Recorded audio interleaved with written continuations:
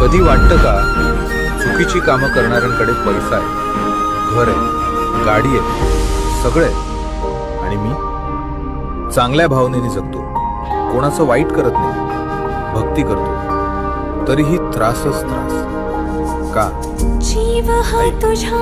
हे देवाचा अन्याय नाही, हे कर्माचा वेळ. काही लोक जुन्या पुण्याचं फळ खातात आणि काही जुनं कर्ज फेडतात.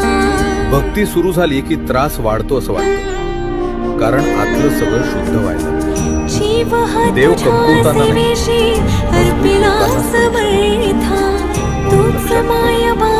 चुकीचं करून मिळालेलं आणि चांगुलपणातून येणारा त्रास परिवर्तनाचं स्वामी स्वामी जप फक्त एकच वाक्य, स्वामी समर्थ. मला न्याय नको, मला समज, पुढे शांत. कर दो.